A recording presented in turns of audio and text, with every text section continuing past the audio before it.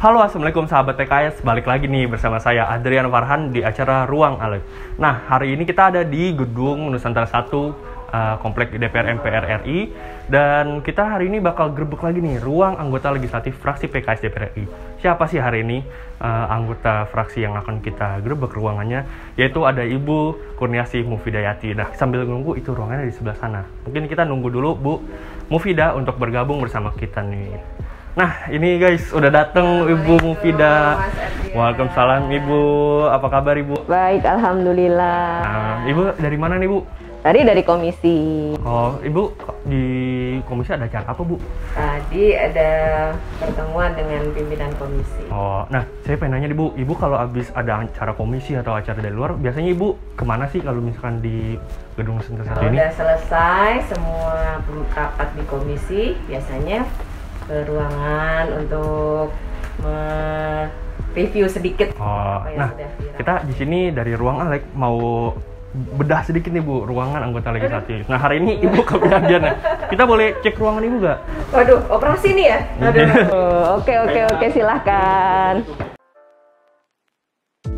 Selamat datang di program My Parliament Ruang Alek. Hanya di ruang ini, kalian akan dibawa ke dalam suasana kehidupan anggota legislatif fraksi PKS DPR RI. Kami akan membawa Anda pada suasana hangat dengan bertukar pikiran bersama anggota legislatif fraksi PKS DPR RI. Jadi siapkan cemilan dan tempat yang nyaman.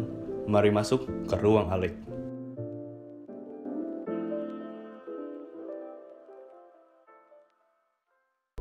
Nah, ini ruangan di sebelah mana sih Bu? Kalau Bu Ruangannya Mufida? sebelah boleh. di sini, yuk. Boleh dicek Ikut guys. yuk. Ayo guys. Let's go. Nah, ini guys, ruangan Bu Mufida. Assalamualaikum. Waalaikumsalam. Nah, ini mungkin boleh dari ruangan pertama nih Bu. Dari Oke. sebelah sini. Ini saya udah langsung lihat nih guys, di sini banyak banget buku yang menarik. Kayaknya kalau kita tanya-tanya, Ibu boleh ke sebelah sini sedikit Bu. Boleh. Bisa dilihat guys, di sini banyak banget buku-buku dan ada beberapa barang lain. Ini boleh diceritain nggak sih Bu? Ibu kalau di ruangan ini apakah Ibu senang membaca juga atau sering mengulik-ngulik buku sedikit? Ya, kadang-kadang sebelum rapat, kalau kita butuh referensi untuk bahan-bahan rapat, Ya. kadang-kadang cari-cari dari buku yang ada atau searching dari komputer, nanti kita print. Jadi kita ketika rapat itu ada konten yang bisa kita sampaikan. Betul. Ya, kemudian juga karena saya juga seorang dosen. Saya mahasiswa. Di bidang kebijakan publik, jadi jadi suka kayaknya kalau nggak ada buku di ruangan itu nggak punya referensi buat bacaan literatur gitu, kurang betul. gimana ada gitu. yang kurang ya Bu? Gitu karena udah biasa segala sesuatu tuh mesti ada referensinya, ada data, ada informasinya yang lengkap gitu. Siap. Nah, kalau di ruangan Ibu ini biasanya kan pada saat ini guys, untuk informasi ini sedang masa reses pada saat kita mengambil gambarnya. Nah, kalau lagi masa reses gini, apakah ada yang menempati kantor ini Bu? Ada yang piket, piket jagain karena takutnya ada kebutuhan-kebutuhan. Betul. Nah, ini ada satu ruangan lagi nih menarik banget di dalam. Kayaknya ini ruangan Ibu langsung ya, Ibu Mufida langsung di sini. Iya, kalau di sini buat teman-teman TA. Iya. Makanya banyak buku-buku biar teman-teman TA juga terbiasa membaca. Betul. Karena kan buku itu jendela ilmu dan jendela dunia. Guys, nah jadi kalau mau keliling dunia, mau jadi orang pintar tuh mesti dari buku dulu. Betul. Ya. Ini kalau ruangan berikutnya boleh kita lihat sedikit gak sih Bu? Ada apa aja di ruangan? Ngintip juga ya? Ngintip Bu. Deh. Kita harus menggerebek secara umum. Oke guys, ayo ikutin terus. Dispenser buat minum biar nggak kekurangan cairan. Ada yang aus gak di rumah? Minumnya sini. Nah, wow, nyaman banget. Diumpetin dulu ya. Kan kayak kita udah disambut nih guys. Nah, di sini ini boleh di senterin, ini enak banget sih Ibu ruangannya. Nyaman ya Bu? Alhamdulillah dapat ruangan yang bisa ada pencahayaannya. Nah, iya betul. Jadi di musim pandemi kita juga bisa buka jendela. Betul. Wah, ini penting nih udara masuk gitu untuk kesehatan. Betul. Gitu. Nah, ini kalau dari konsep ruangan sih udah pasti nyaman banget. Tapi di sini ada yang menarik nih Bu. Di sebelah sini tuh ada beberapa barang-barang, mungkin bisa kita tanya-tanya sedikit ya. Di sini ada apa aja? Boleh kesini sedikit Bu. Kita mengulik-ngulik lagi. Kita rapiin dulu ya. Nah, Di sini dari pertama dulu, ini ada foto ibu dari kayaknya nih dari radio atau apa ya, Bu? Oh iya, itu dari Trijaya. Nah, boleh ditunjukin nggak Bu ke kamera nih? Ya, ini waktu itu saya dapat undangan untuk berdialog datang ke Trijaya FM pada tanggal 11 Maret 2020 berbincang langsung live di sana. Diundang langsung, alhamdulillah dapat kesempatan menyuarakan dan menyampaikan apa yang sedang kita perjuangkan di komisi gitu ya, melalui radio Trijaya FM. Nah, jadi anggota DPR tuh nggak selalu kaku kok, bisa juga ya Bu ke radio. Harus, karena kita harus bisa berkolaborasi dengan semua pihak. Betul, betul. Nah itu saya setuju bangetnya pakai banget. Nah ini ada satu lagi nih, ini dari kedutaan besar. Dubes Kuala Lumpur ya. Waktu itu kita reses sebelum pandemi, karena saya dapiannya DKI Jakarta 2, itu seluruh dunia.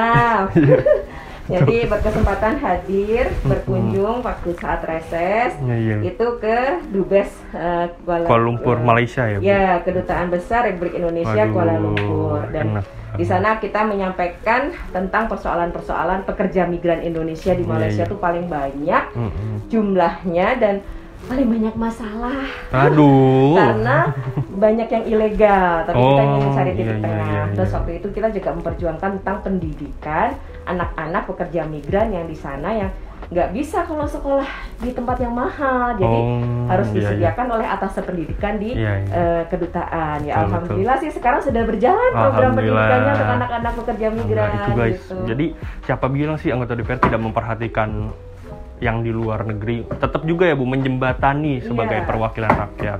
Semua harus diperjuangkan supaya hak rakyat Indonesia sesuai dengan amanah konstitusi Undang-Undang Dasar Negara Republik Indonesia tahun 1945 bisa terpenuhi dengan baik. Walaupun harus berjuang. Jauh perjalanannya ke jauh-jauh tuh. Iya, meskipun tetap buat rakyat tuh apa sih yang enggak ya Bu? Iya. Nah, ini dari radio ada, dari Dubes ada. Nah, sini ada satu nih dari dinas juga nih, kantor dinas. Nah, ini ada apa sih, Bu? Oh, ini dari Dinas Tenaga Kerja dan Transmigrasi Provinsi DKI Jakarta. Biasanya kita kalau reses juga berkunjung ke dinas-dinas yang ada yang terkait dengan Komisi 9. Nah, karena ini situasi pandemi, di Jakarta banyak sekali yang terdampak ya tenaga kerja kita. Jadi kita berkunjung untuk berbincang, sama-sama mencari jalan. Bagaimana ya teman-teman pekerja di Jakarta ini yang kerja di mall-mall gitu kan. Mallnya kan jamnya kan mulai berkurang gitu kan. Kemudian yang di yang di restoran, di kafe-kafe itu banyak yang tutup karena melayani pesan delivery gitu kan ya. Dan juga UMKM di Jakarta banyak yang terdampak loh Mas. Itu UMKM di atas 30% UMKM di Jakarta itu mulai melemah. Jadi kita ngobrol sama kepala dinasnya baik alhamdulillah, jadi bisa menerima usulan dan juga beberapa masukan ide-ide bagaimana kita sama-sama bertanggung jawab untuk bisa membantu teman-teman pekerja. Ini baru berarti ya Bu, baru pas pandemi ini? Iya, pandemi awal lah yang mulai benar-benar yang lagi agak tinggi gitu. Nah, selain kita lihat-lihat ruangan, kita ada juga nih Bu satu sesi lagi. Satu sesi itu adalah question. Kue ditanya kue. Oh, ini kue boleh tanya Bu? Saya betulan lapar, cuma saya nunggu di oper aja. Nah, ini suka berarti nerima tamu di sini juga Bu, karena di sini ada minum, kue gitu-gitu. Ada bunga, kan kalau ibu-ibu mak pakai bunga. Nah, jangan kan ibu-ibu, saya juga suka bunga. Kalau dikasih. Keren dong. Nah, oke, selanjutnya selain kita membicarakan tentang ruangan nih, kita ada beberapa topik hangat juga nih Bu yang ingin dibahas di sesi question and answer. Nah, sampai jumpa kawan-kawan di sesi Q&A berikutnya. Halo, assalamualaikum sahabat PKS. Nah, kita udah sampai nih di sesi Q&A di ruang Alek. Nah, kita bakal nanya-nanya sedikit ke Ibu Mufidah. Nah, sebelumnya assalamualaikum Ibu. Waalaikumsalam. Saya mau nanya nih sedikit. Nah, kira-kira kalau sebagai anggota legislatif Bu, untuk mengisi waktu luang ketika tidak ada rapat atau pekerjaan lainnya, Ibu apa sih yang Ibu lakukan? Ya, kalau kita banyak melakukan advokasi juga, intinya sih melakukan banyak kegiatan dakwah lah ya. Dakwah itu kan luas sekali, kita bisa bertemu dengan masyarakat, menghadiri, kalau dulu sebelum pandemi menghadiri kegiatan pengajian di kampung-kampung tuh gitu kan, banyak yasinan, tapi sejak pandemi kita pengajiannya online. Kemudian juga kita melakukan edukasi kepada masyarakat nih, khususnya kan di Komisi 9 banyak PR nih, edukasi 3M, aduh ya, itu benar-benar harus butuh perjuangan, edukasi menerima dengan positif tentang vaksin, ya kan? Itu. Iya, terus kita ya banyak melakukan aktivitas dakwah yang lainnya, melalui webinar ya, kadang-kadang teman-teman remaja masjid nih ya, itu juga ngundang gitu ya untuk dialog gitu ya tentang remaja muslim ya gitu-gitu lah. Terus yang paling utama adalah kewajiban sebagai seorang ibu. Ini menarik banget nih Bu. Kalau iya dong, sebagai seorang istri, sebagai seorang ibu, karena kan biarpun kita sebagai anggota parlemen perempuan tetap harus menjaga keseimbangan ketahanan keluarga di rumah gitu. Jadi kita kayak kemarin kunjungan di titik banjir, alhamdulillah ditemenin sama anak laki-laki yang nomor 3. Ntar pas kunjungan kemana ditemenin sama. Jadi saya sering mengajak anak-anak saya untuk ikut seusia kalian-kalian juga gitu ya. Udah ada yang jadi biar mulai terjun langsung melihat masyarakat membutuhkan sekali uluran tangan kita. Dan karena sekarang sedang mengemban amanah yang sangat berat sekali di Dewan Pimpinan Pusat Partai Keadilan Sejahtera, tentu saja harus mengalokasikan waktu khusus untuk memikirkan bagaimana amanah di bidang perempuan dan ketahanan keluarga ini bisa dilaksanakan dengan sebaik-baiknya, karena amanahnya ini luar biasa ya. Allah menitipkan dan kepercayaan dari para pimpinan partai ini harus kita laksanakan gitu deh. Nah, kalau ini kan tadi banyak soal pekerjaan. Kalau keluarga sendiri Bu, kalau mengisi waktu luang bersama keluarga nih Bu, kayak khususnya keluarga ibu, anak dan suami, itu biasanya ngapain sih Bu liburannya? Atau kan lagi pandemi kan pasti keluar-keluar bahaya dong Bu lagi ini.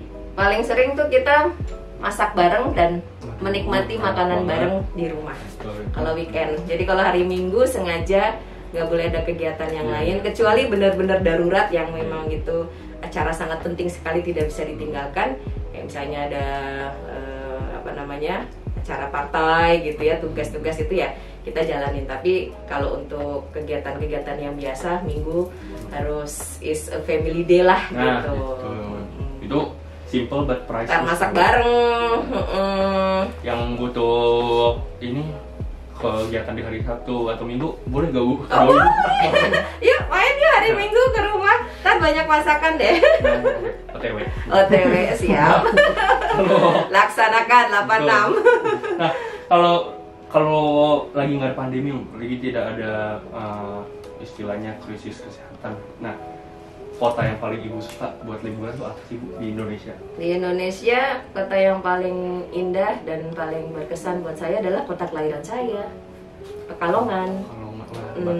Walaupun kota kecil yang agak terpencil, tapi punya karya batik yang sangat luar biasa, terkenal dengan religinya, dan disitulah kita mengalami satu story gitu ya dari bersama dengan ayah ibu, almarhumah ibu saya gitu ya. Jadi ya itu ya, kita kalau mau jalan-jalan kemana yang deket-deket aja deh. Iya gitu. Nah, ngomong-ngomong soal kota-kota di Indonesia Bu, kan sekarang kita lagi mengalami musibah negara kita, yaitu banjir di mana-mana. Nah, Ibu kemarin kalau sempat saya baca sempat turun ke daerah Pondok Pinang. Betul. Nah, itu bagaimana sih Bu, bisa diceritakan ke sahabat PKS di sini, gimana sih sebenarnya keadaan di sana? Ya, kemarin itu memang banjirnya benar-benar nggak diduga-duga kan ya. Jadi kita juga kaget pas pagi-pagi habis sholat subuh tuh teman-teman ada miss call gitu kan, sekitar telepon balik, kenapa ternyata banjir, dan itu dekat dengan tempat tinggal saya. Jadi merasa punya tanggung jawab banget ya sebagai anggota parlemen untuk langsung menengok kepada kondisi masyarakat. Itu ada bapak-bapak yang stroke gitu ya, ada ibu-ibu yang bawa bayi, aduh kita sedih sekali. Jadi kita langsung turun bersama dengan teman-teman PKS di DPR Kelurahan Pondok Pinang, dan juga dengan tim dari Kelurahan Pondok Pinang ya, itu turun langsung ke di Taman Air Petra ya, waktu itu yang saya kunjungin, menyapa langsung dan memberikan bantuan langsung apa yang bisa kita berikan, dan kita menanyakan butuhnya apa nih di posko ini gitu ya. Alhamdulillah sih nggak sebesar sebelumnya, jadi udah surut ya. Di situ kepetogogan yang di situ tuh air tuh segini. Waduh, itu dewasa. Dan itu arus tuh sangat kencang sekali sampai perahu karet kita pecah bawa nasi gitu ya. Jadi nasinya hanyut jadi itu, dan banyak masyarakat yang kejebak karena arusnya deras, mau evakuasinya juga agak berat. Jadi alhamdulillah, tapi tengah malam tuh air agak menurun, langsung dievakuasi dan dikirim-kirim makanan yang memang masih bisa bertahan di sana. Nah, kita nggak tidur tuh sampai memantau karena kan aduh gimana ya, dan kader-kader juga banyak yang kejebak juga di situ, kader-kader PKS gitu. Jadi kita mikirin juga sampai jam 1 itu kita belum tidur, masih terus koordinasi. Begitu udah Bu, air udah agak turun nih gitu ya, alhamdulillah kita udah agak tenang. Nah, kalau mau lihat bagaimana perjuangan fraksi PKS DPR RI ataupun daerah, ada di Instagram fraksi PKS DPR RI. Nah, kalian bisa langsung cek aja. Oke Bu, kalau misalkan kita berbicara tentang bencana Bu, tidak hanya banjir, kita ada bencana kesehatan, yaitu virus COVID ini terus melanda Indonesia. Kalau menurut Ibu, sebagai warga negara yang taat pada peraturan, tapi tidak juga melupakan bagaimana hak-hak bisa terpenuhi, menurut Ibu dalam masa pandemi seperti ini, yang baiknya dilakukan untuk orang-orang yang masih keluar rumah tuh apa aja sih? Iya, masyarakat yang keluar rumah mudah-mudahan karena kebutuhan yang mendesak ya, yang kita mengajak, kita juga punya ini sih kegiatan turun ke masyarakat juga ya Mas ya. Kita mengajak kepada masyarakat semuanya untuk yuk kita bergandengan tangan, yuk melawan COVID gitu kan, karena nggak bisa juga jalan masing-masing. Nah, kita mengajak kepada masyarakat yang memang tidak punya kepentingan mendesak kebutuhan primer untuk keluar, stay at home deh gitu. Jadi benar-benar untuk kebutuhan yang primer banget, yang mendesak banget, yang penting banget, karena potensi penularannya kan sangat tinggi sekali. Iya betul. Jadi kita mengajak itu, terus mengajak juga kepada masyarakat, yuk kita tingkatkan 3M, karena saat ini walaupun udah ada vaksin ya Mas ya, udah vaksin belum? Anak muda belum. Anak muda belum diajak dulu. Walaupun udah ada vaksin, itu ternyata vaksin itu yang digadang-gadang sebagai game changer, ternyata belum bisa menjadi game changer, karena setelah vaksin harus dicek dulu antibodinya, dan tetap ternyata harus menerapkan 3M, bahkan sekarang udah jadi 5M gitu ya. Artinya pola hidup bersih dan sehat juga harus ditingkatkan. Sebenarnya paling penting tuh selain menaati aturan, pola hidup bersih itu mempengaruhi banget kan? Iya sangat, karena dari pola hidup bersih dan sehat itu imunitas terbangun kan, terbentuk. Nah jadi ketika ada virus masuk itu bisa melawan dengan lebih baik gitu kan. Jadi kalaupun terpapar, nauzubillah min dzalik ya, itu bisa dilawan dan bisa sembuh dengan sendirinya. Tuh, itu patut khususnya anak-anak muda ya, sukanya kongko asing. Kalau nggak kongko katanya bukan anak muda. Itu Bu, banyak banget. Saya juga. Padahal sekarang kongko online keren loh. Pakai ada aplikasi baru namanya. Nanti ini lagi. Ini Bu, kalau pertanyaan terkait seputar isu-isu hangat mungkin segitu aja Bu. Tapi kami dari Ruang Alik ini punya pertanyaan yang sedikit pamungkas. Banyak banget ya pertanyaannya. Itu Bu, nanti amat cari sakit dulu. Aduh, haus nggak? Minum dong. Haus Bu, mungkin nanti kalau masuk kamera nanti. Oh nggak enak ya? Iya nggak enak. Nanti kira iklan lagi ya? Nanti sponsor minta bayaran. Oh iya. Oke deh. Ini pertanyaan terakhir dari kami Bu. Saat ini ekonomi terguncang dan kesehatan terguncang.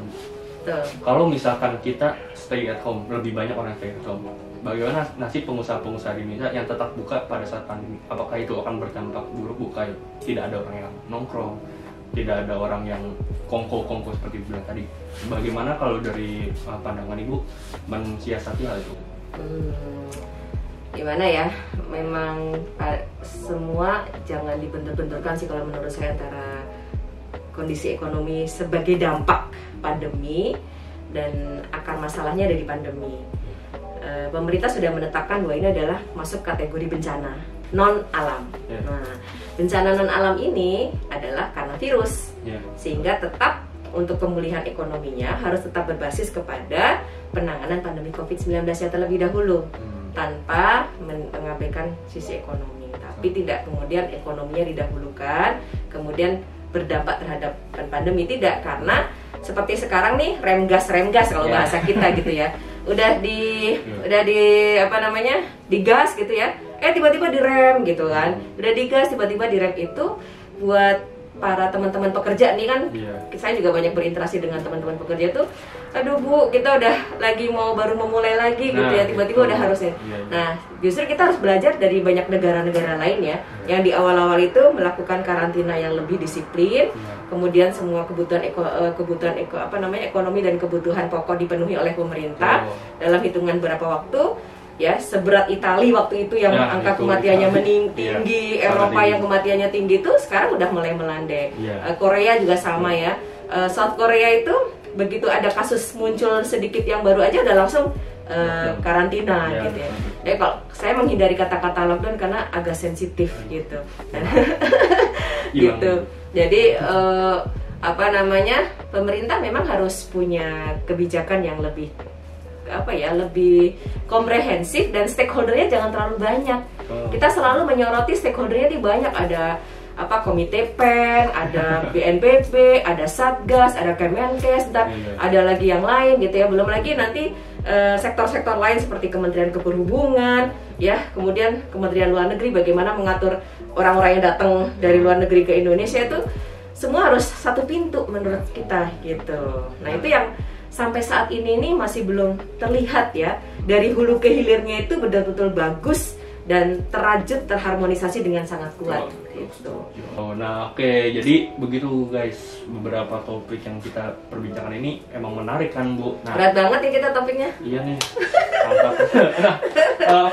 Mungkin Bu Mufidah segitu aja. Terima kasih semuanya, keren. Untuk penutupan Bu, boleh ini bilang saksikan Ruang Alex setiap minggunya, ke kamera Bu, setiap minggunya di YouTube Fraksi PKS. Yuk teman-teman, kita saksikan Ruang Alex setiap hari Sabtu di PKS TV DPR RI.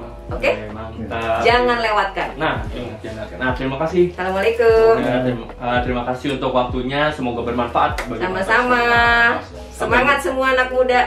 Keren. Sampai jumpa lagi di episode berikutnya. Dadah. Assalamualaikum. Assalamualaikum. Waalaikumsalam.